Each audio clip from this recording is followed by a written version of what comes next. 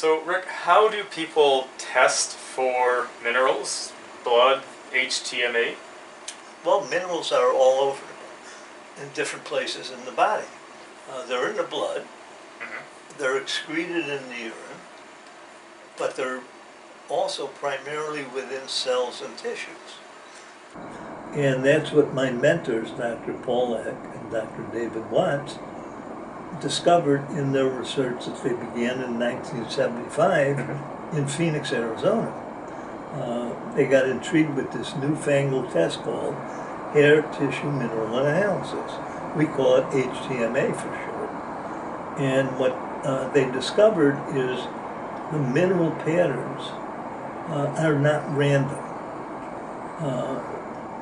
They were able to relate HTMA mineral patterns to what was already known and established about what is called oxidation types or metabolic types. By George Watson, the early research of George Watson, oxidation types. Who was a psychologist, and he published a book in 1972, Nutrition in the Mind. And in that book, he was describing his research. He was very intrigued about the connection between nutrition and mental health and psychological functions. And he found that if he identified a person's oxidation type, fast oxidizers versus slow oxidizers, it gave him a much better understanding of what was impacting the emotions, behavior, and psychological functioning of the people he was studying. And my mentors, Dr. Watts and Dr. Eck, knew of Watson's work on nutrition in the mind, fast and slow oxidation. And in their hair analysis research, they were able to see patterns of hair mineral data that they could recognize as reflecting either fast oxidizers or slow oxidizers. And that seemed to be very consistent, whereas Watson was using blood tests, which gave him a basic set of data, but nothing comparable to the preciseness of HTMA data, because HTMA data are based on minerals within the cells and tissues. And it's very different than blood, which is homeostatic and tends to be much more tightly balanced than what occurs within cells and tissues. And the foundation of mineral analysis can be traced back in part to the work of Dr. Henry Schroeder, an MD who studied minerals many, many decades ago, 40, 50 years ago. And one of the things he observed was a simple but profound statement. And he said, these minerals are really the spark plugs of life. He considered them that important clinically and for healthy function. And just think of that statement. Minerals are the spark plugs of life. They're that important.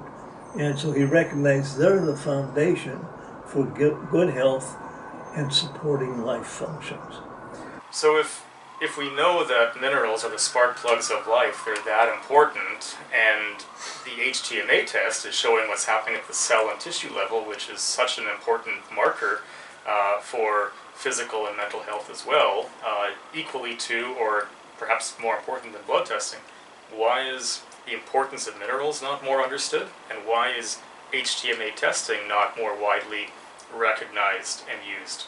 Well, I can give an historical perspective from my own experience. When I had my very first HTMA done by a PhD educator friend of mine, Dr. Ken Candelaria, who is a brilliant educator and researcher in health sciences. And he got my first hair analysis when I was in a terribly burned out stress condition where my blood sugar had crashed to 45 with fasting blood sugar. That's just above being in a coma in so long. And it was very, very unstable. And Dr. Candelaria recognized what bad shape I was in. My medical doctors and chiropractor had no clue. They just had no explanation for why I was in such terrible shape. Well, Ken got my first HTMA done, and when he looked at the results, he put his thumb and forefinger together like this and said, "Rick, you are this close to a heart attack." Well, it stunned me, but in a way it gave me some relief because he explained when you have such a critically low HTMA magnesium, which I did, it was 0.9 milligrams percent. The ideal is 6 milligrams percent. So obviously it was critically low. Mm-hmm. And he knew from reading the research of Dr. Mildred Seelig, who was an MD researcher. And she had found that stress leads to magnesium loss and depletion from inside of cells. And she found these low cellular magnesium levels were related to heart attacks. So Candelaria knew that. Although she may have been using a blood test to do some of her research on it. I'm not, because she wasn't using HTMA, obviously. But Candelaria knew the connection between stress, very low magnesium, and heart attacks. Now, with this low magnesium that you had without showing the blood test? I don't know. Never showed in the blood test that I had prior to getting that first HTMA. Typically, I mean, the blood magnesium level is regulated, and if it drops too low, Yeah.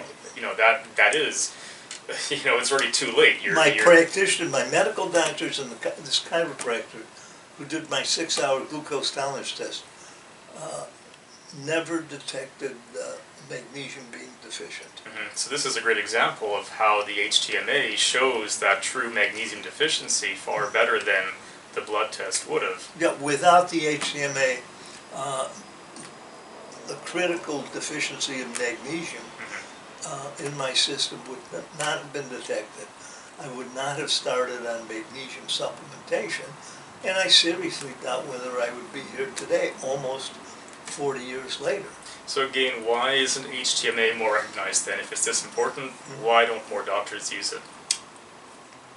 Okay, well, shortly after I had my first HTMA and found this magnesium deficiency, where Dr. Candelaria actually found it, I began supplementing with magnesium, and he and his partner in his outpatient clinic in the Chicago suburbs, serving kids who had learning disabilities, ADHD, and developmental disorders, they had a copy of an interview with Dr. Eck that was published in 1981.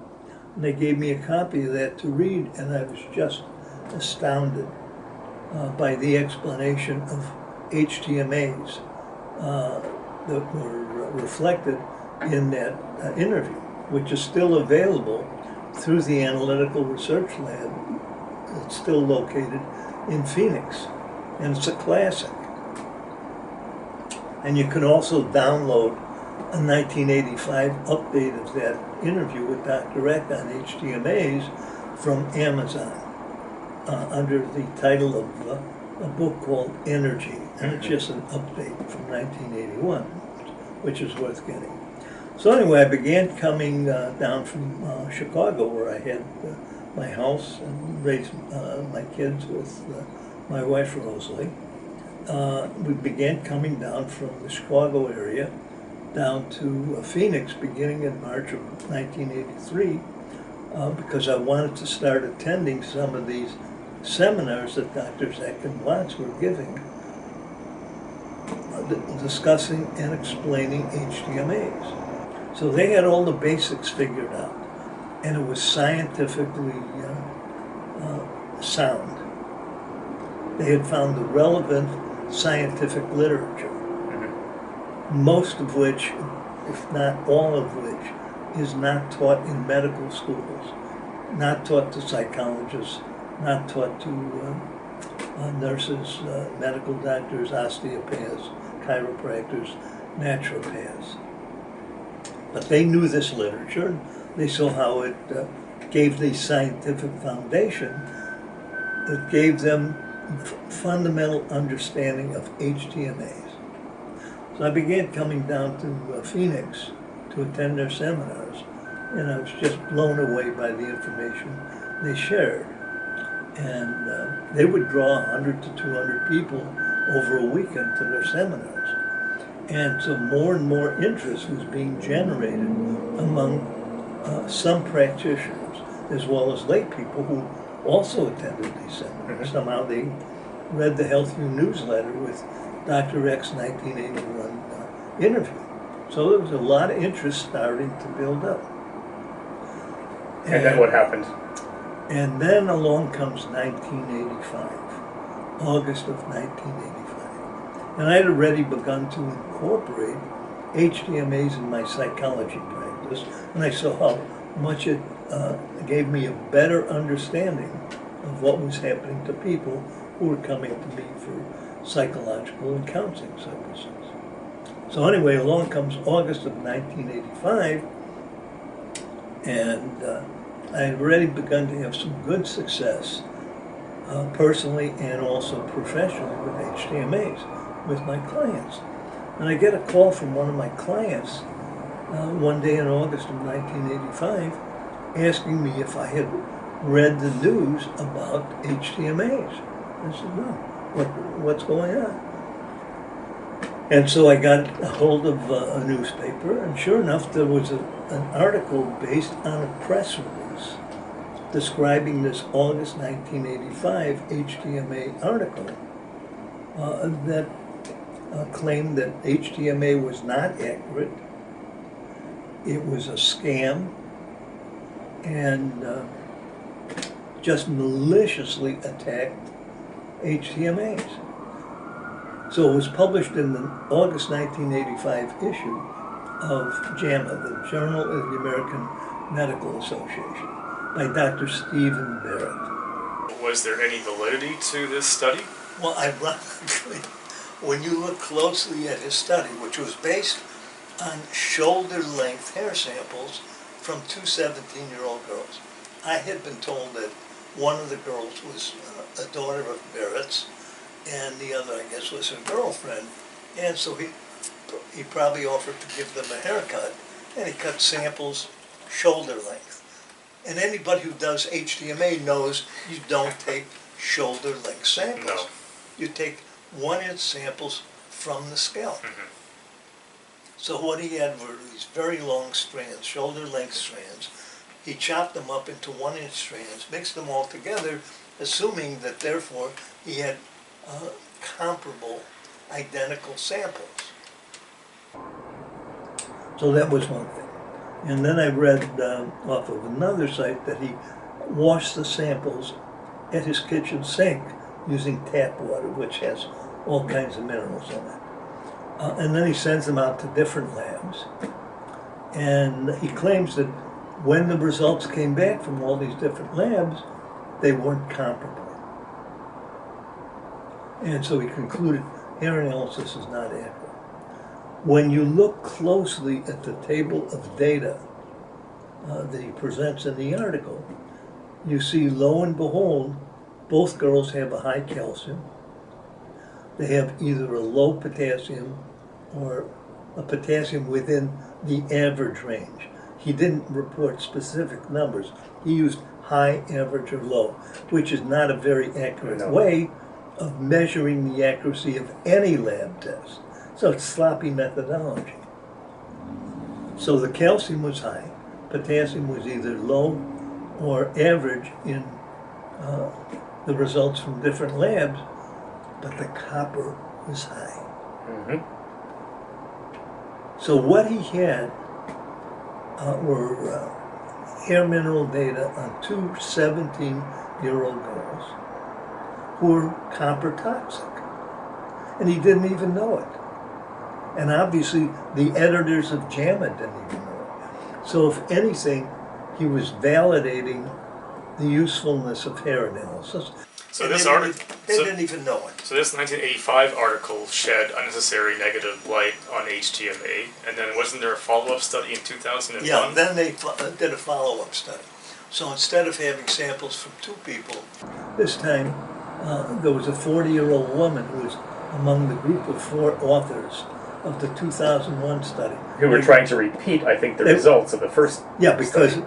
there were some criticisms submitted to JAMA about the first study. Rightfully so. So they tried to correct them. Mm-hmm. And in correcting them, they botched it again. And I decided, well, I'm going to take a close look at this follow-up 2001 study, which incidentally was also followed up and accompanied by a very, very strong press release. And of course the press, print media, radio and TV news picked up on it and disseminated it. This is the way it operates. When they have a certain agenda, they'll collect some data, publish something in a so-called professional journal, but put out a press release. Because the press release is going to be the thing that will impact public opinion and also professional opinion. They did this twice, 1985, repeated it again in 2001. So this second study was based on one single individual who was actually part of the study to begin with, one of the conductors of the study. And they just botched the handling of the data. Mm-hmm. The data from an HTMA lab is either in parts per million or parts per million divided by 10, which is called milligrams per cent. The Analytic Research Lab in Phoenix and Trace Element Lab in Dallas both use milligrams per cent. They like to use smaller numbers, but the numbers are numerically the same in accuracy in what you can do with them in generating ratios. Mm-hmm. And so there's a very solid mathematics found in numerical accuracy to them. So again, the 2001 study had a widespread press release, but as an addendum to the 2001 study, they gave a table of numerical data, which they did not use in their statistical analysis. So I was able to figure out which sets of data were from the ARL lab and the TEI lab, which use comparable methods of handling hair samples and analyzing them. So you would expect to see pretty close results. So using their own data from this 140-year-old woman, the numbers are virtually identical between the 2 labs. That's incredible. The 2 labs that follow all proper testing protocol, because some labs don't, but the 2 labs that do, ARL and TEI, the correlation was how close? The correlation was 0.999. That is such a high correlation, it means the numbers are virtually identical. And so I wrote an article that I published in the Journal of Orthomolecular Medicine that was published shortly after 2001, and I tabulated the data. And they did some manipulation of the raw data, the numerical data, and they transformed it from very specific numbers to interpreting them as either high, average, or low. When you do that, you lose the preciseness. Mm-hmm. And that was what they used as the basis of their statistical analysis when they had the exact numbers, which would have been evident that the test results are identical. So these 2 studies and the press releases and the media campaigns that have gone into promoting both of these are what typically show up now on the internet when people Google or search for HTMA. Yeah. They reference all these 2 studies which shed a bad light on HTMA. So what is the cost? What is the cost of that on people's health, on women's health today? Well, not only women's health, but because both of these JAMA studies, the 1985 one by Barrett and the 2001 by these 4 individuals from the California Health Department, these two studies and the press releases served as a warning sign to healthcare practitioners. You better stay away from HTMA because we claim it's not accurate and it's a scam. So don't even think of using it.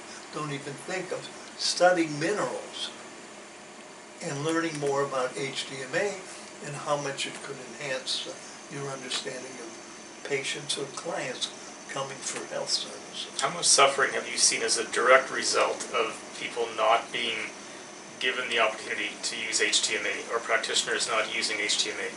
Well, based on my own experience with stress and such a severe magnesium deficiency that drastically affected my blood sugar, causing an extreme reactive hypoglycemia and increasing the risk for a heart attack.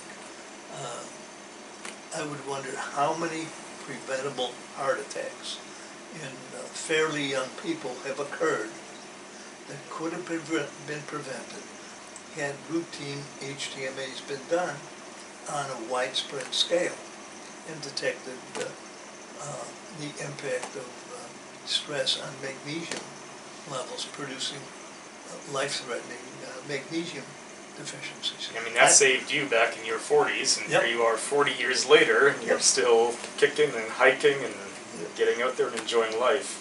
Yeah. That's magnesium, and how about copper? Just in terms of the suffering that you've seen, because people have not been given answers. Okay, well, one of the other researchers that Eck and Watts knew about was Dr. Carl Pfeiffer.